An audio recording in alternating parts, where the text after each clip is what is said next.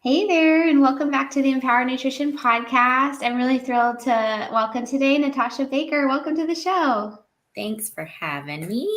I'm excited to be here.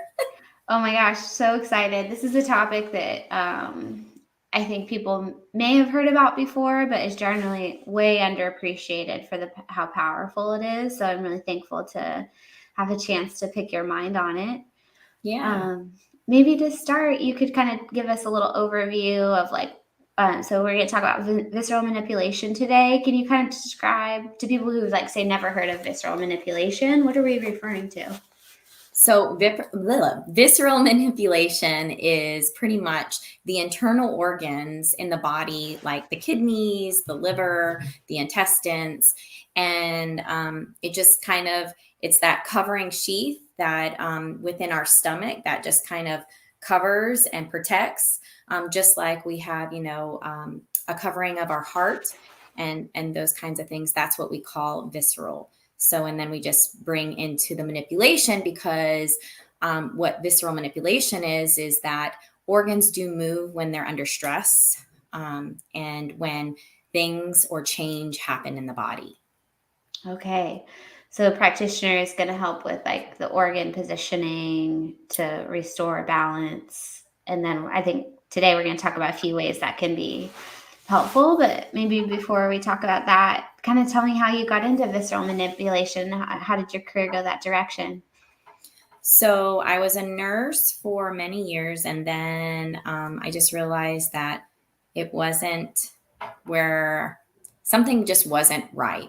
Um, I just became more burnt out. I didn't, my drive, just I just felt like something was missing. And I was always doing all these seminars, and there was just some things that I didn't like either.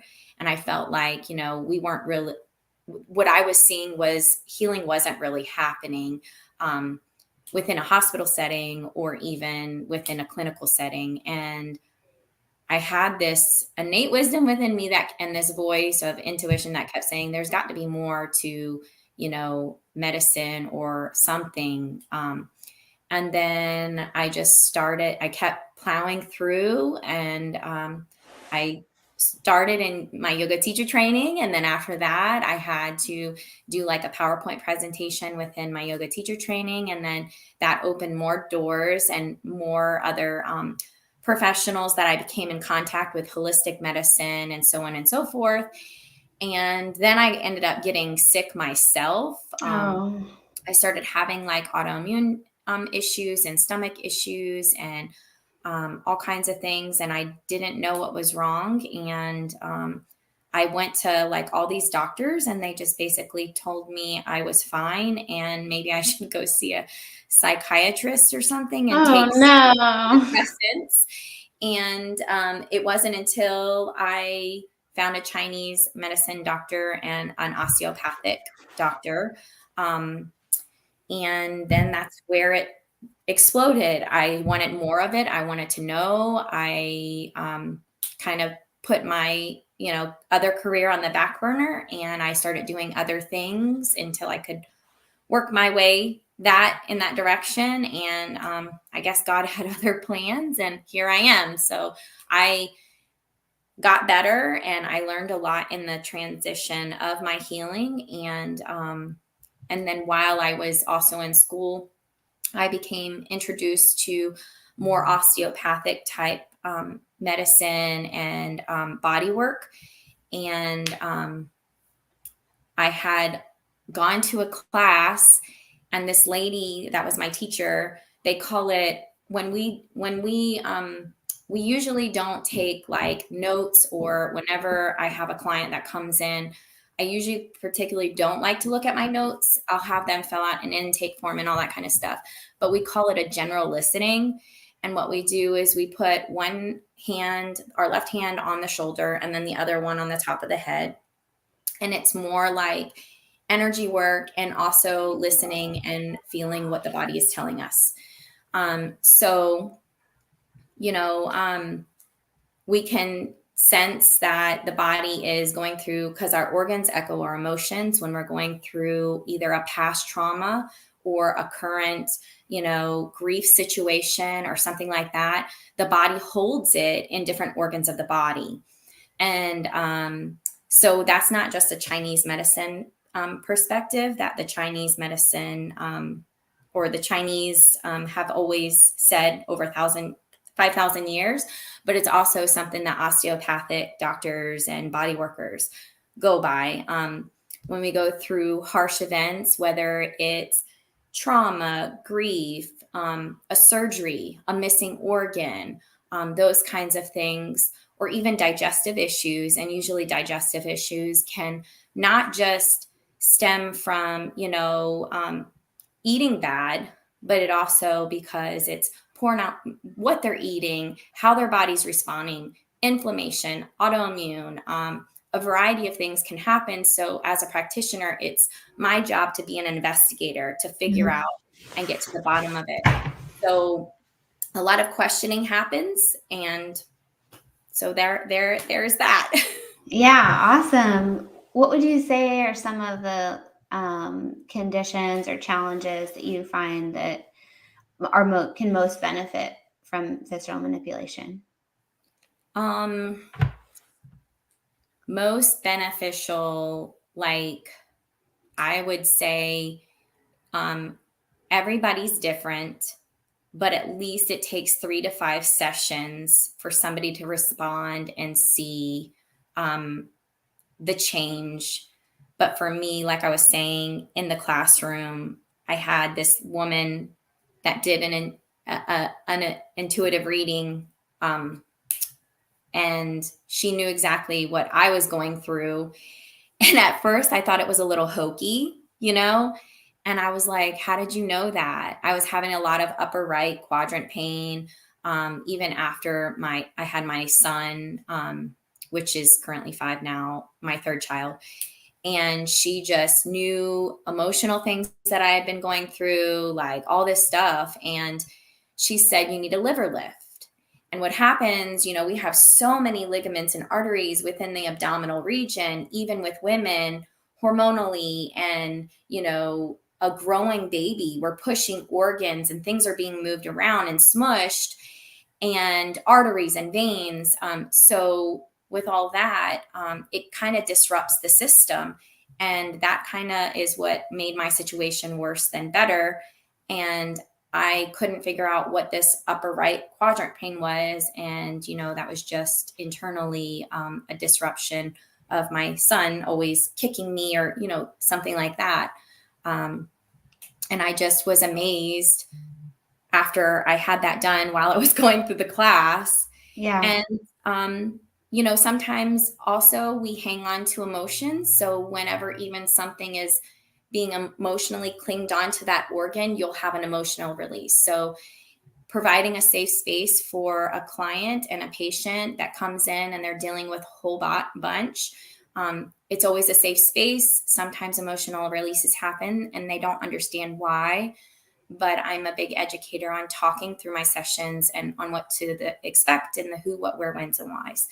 And for me, that even happened during my own first session. And it was just really confusing and overwhelming, but great. You know what I mean? Like I was like, wow, this is great. This is better than taking a pill or, being told and shamed that something's wrong with you mentally rather than physically, when my intuition said, no, something's wrong, Yeah. Okay. Wow. So it sounds like if there are so like postpartum might be one scenario where people could benefit from this, and also just if they're having challenges with something like grief and like emotional blocks. Mm-hmm. And sometimes it also stems from trauma or childhood. Like I'll even have I've dealt with people with endometriosis, fertility issues, and some of these things, and even over the years, and even studies with other of my other mentors and practitioners, they've done a lot of research behind how trauma and even sexual abuse can go into the reproductive part of that, and endometriosis, which doctors will say we don't know why this is happening, or even 90% of women have a higher risk of autoimmune disorders, but doctors don't know why. Well, that's because trauma. It triggers the visceral part and aspect as a whole, and it starts, overstimulating all parts of the organs and the bodies. And the body is in a flight or flight response constantly. So how do we get that down? How do we help them? Well, nutritionally, visceral manipulation, and body work. We all have the innate wisdom to heal within ourselves, with the proper facilitators and practitioners to help guide us through the way. Yeah. We just have to believe it. Yeah. That's interesting that you brought up endometriosis, because working so much with digestive health and digestive conditions, I found a lot that, okay, a lot of times, for example, if somebody has SIBO, then they'll have I've seen endometriosis be a big risk factor from that. For that, we know that in the research that's been found, and the belief is that, okay, the inflammation from the endometriosis and the abdominal cavity then can stimulate some adhesions between the viscera and the small bowel, basically becoming like connected to itself so that it's less flexible. So tell me a little bit about that in terms of visceral manipulation. Like, what's your approach with somebody who maybe has endometriosis and has maybe IBS or even diagnosed SIBO? Like, what's the approach you would take with that from a visceral manipulation standpoint?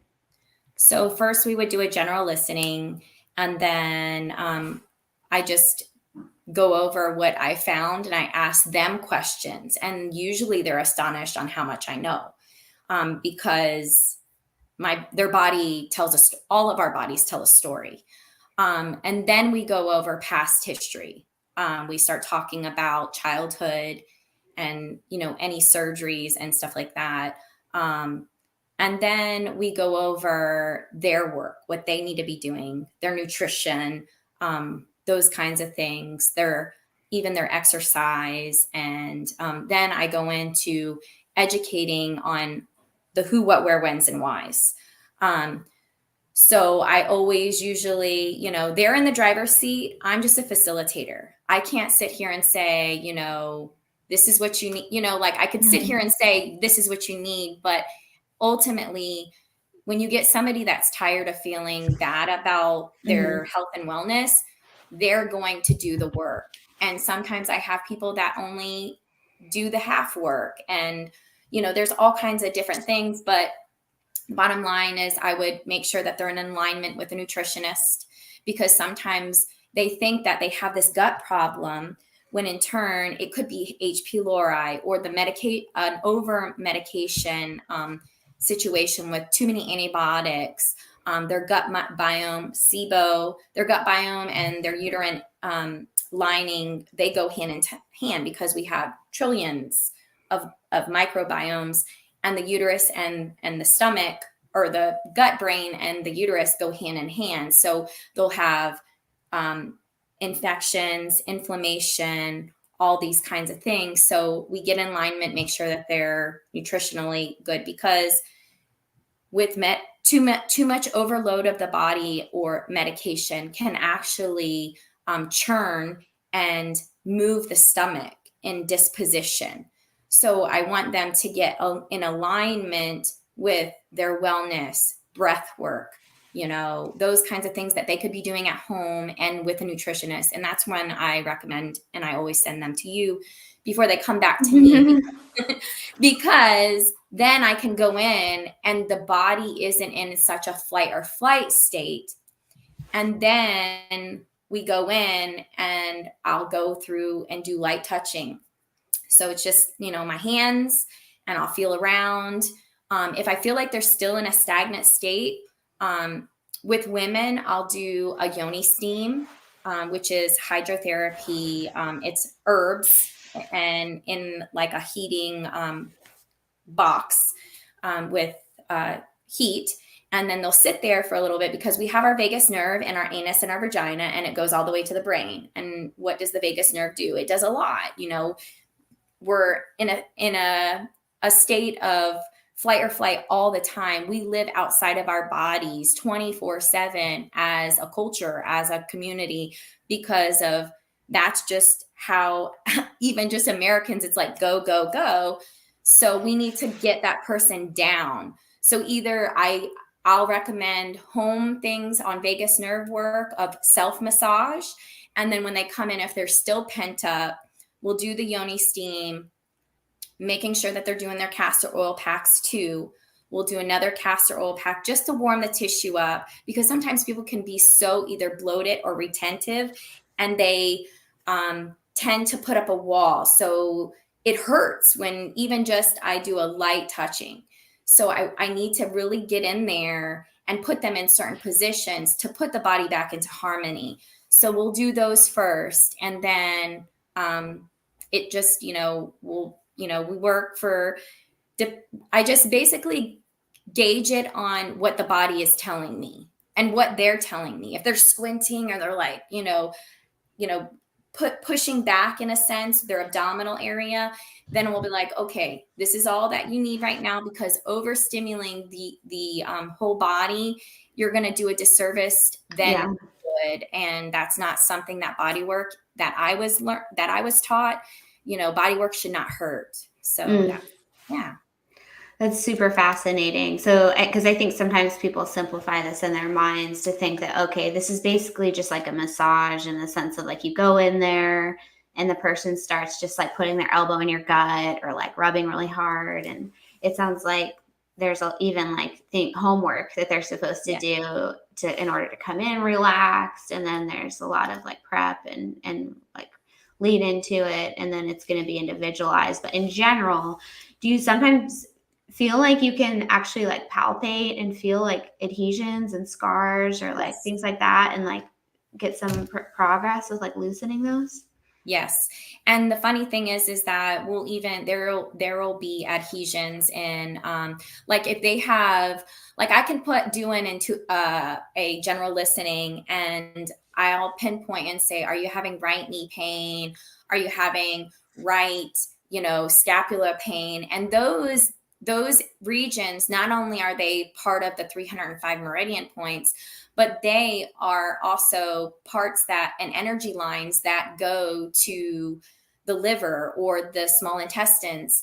And more than likely, if you're suffering and you go to a massage and you keep having these things and you're like, okay, I'm not getting any better, I think it's muscle, it's 9 times out of 10, it's not muscular in your back.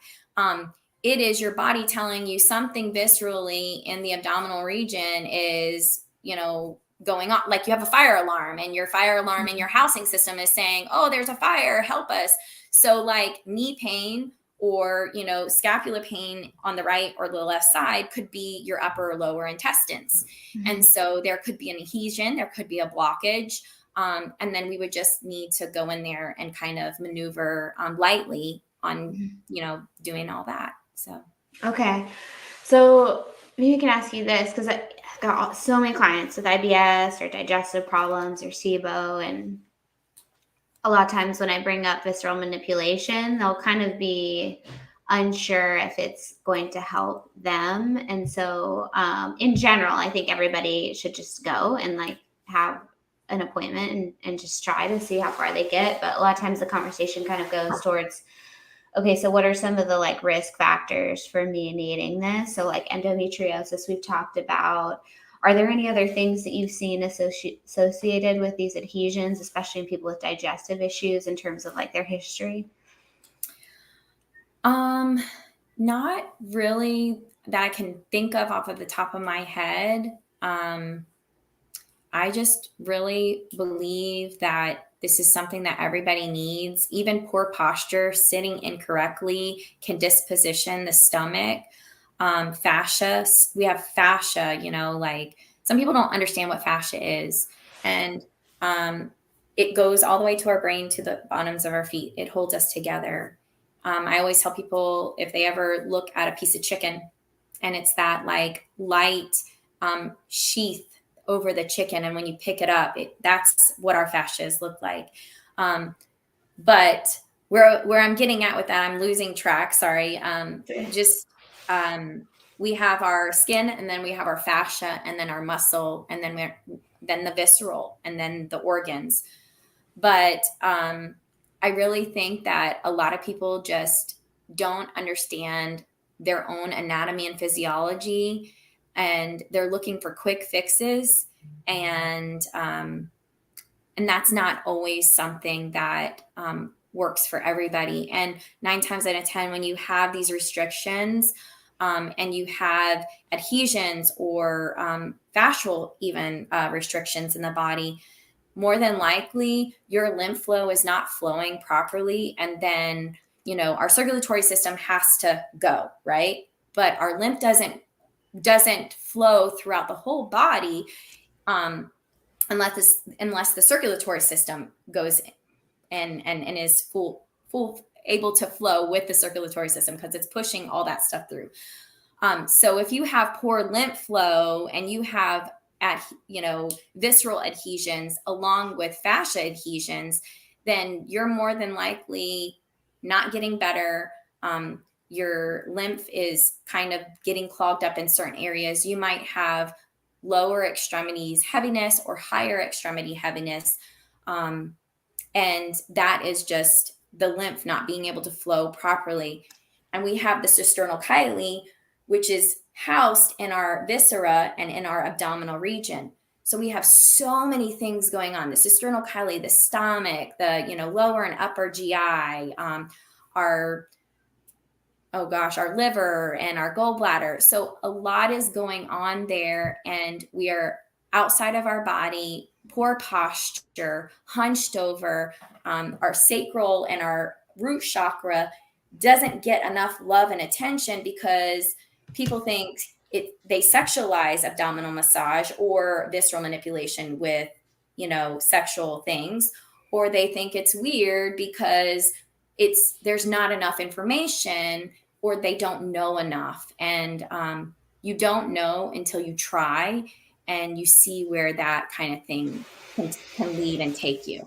Yeah, I think it is kind of weird for people to think about going in and getting their abdominal area rubbed on. So I do find it helpful to kind of walk them through that, like, okay, here's some risk factors. Like, some things I've seen is like, okay, if you've played sports and had, especially like ball sports, and you maybe have had some abdominal traumas from like a soccer ball hits you in the stomach, or if you fell off a horse and maybe had some abdominal trauma, like that's just an example, or like a car accident, or abdominal surgery. So like anyone who's had like a C-section, for example, is like a huge, and that's a fascial adhesion restriction right then and there, so and then when we think about sexual trauma or those kinds of things, I have seen many women with endometriosis that they've come to me too late.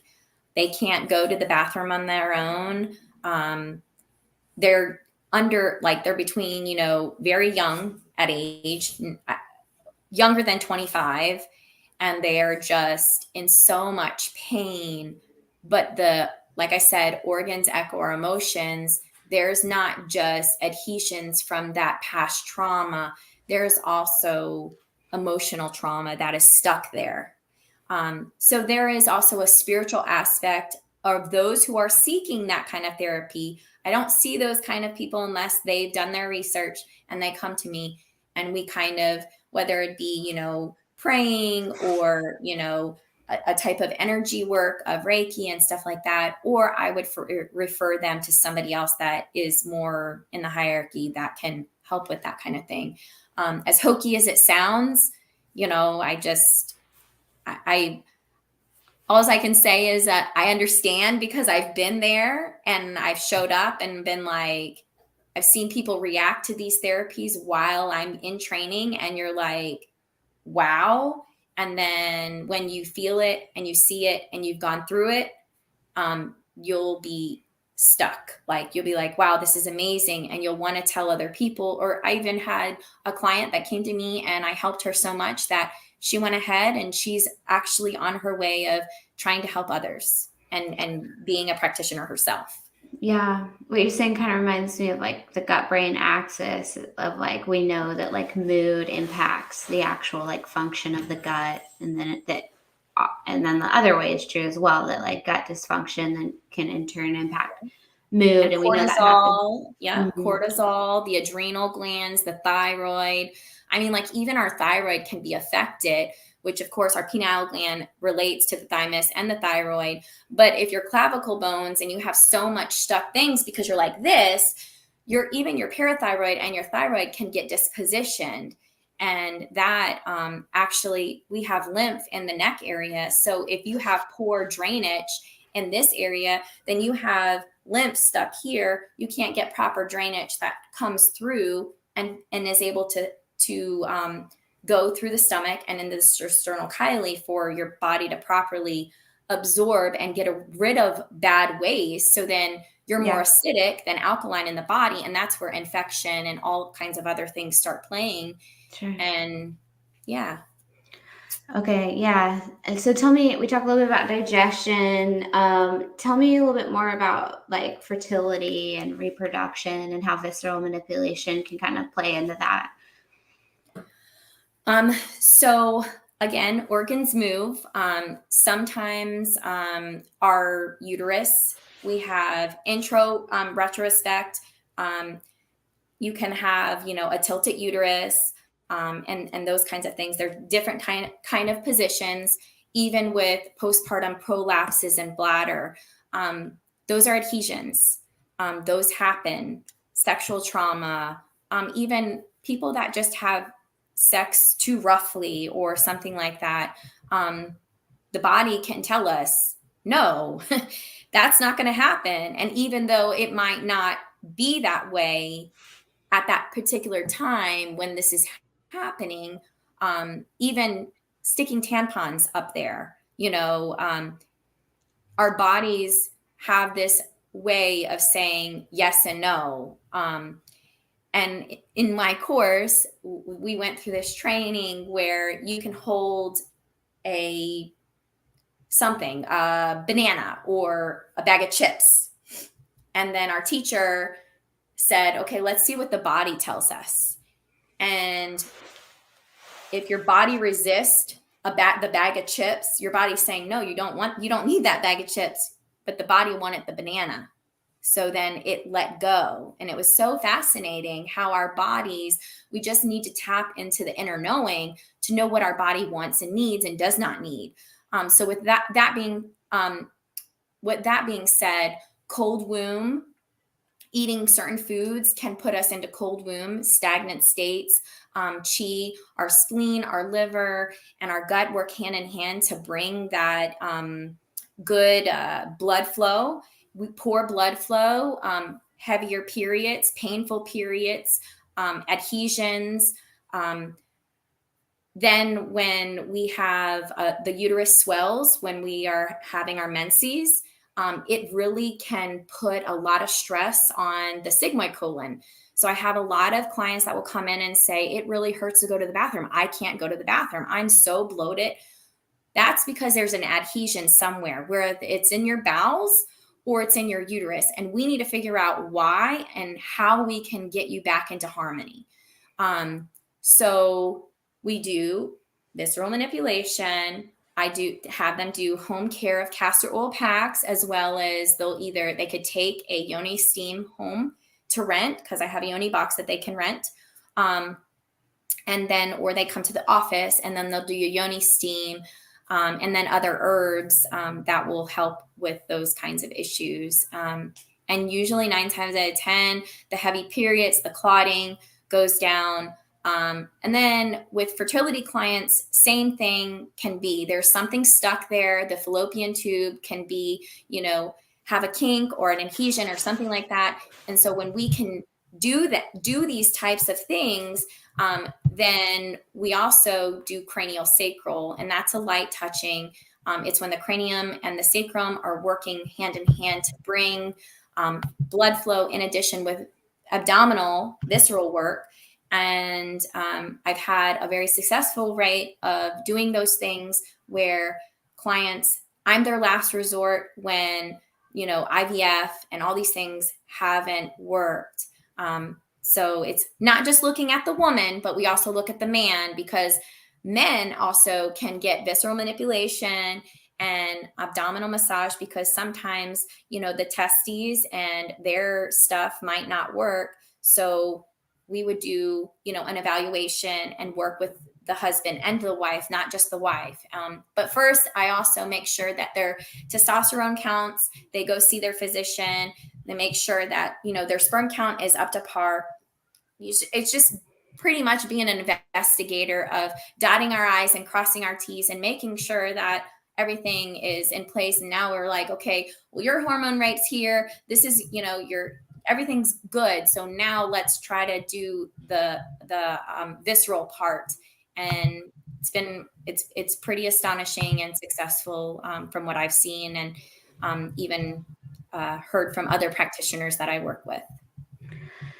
It's super fascinating. I think that, the initial place that people's minds go when they struggle with their fertility is not as like anatomy focused. I think people are thinking more about hormones and, hey, how can I get to like a doctor to get some labs drawn, which isn't necessarily wrong, but I think this is underappreciated, that there can be like an anatomical thing that is off, and that it's like always the quick fix of medication. And sometimes that's just a Band-Aid, and it's more a disservice to their organs than even better. I mean, so, and there's a time and a place for everything, you know what I mean? And moderation, that's where I'm at with that. I'm not saying that I'm against completely like medication or anything like that.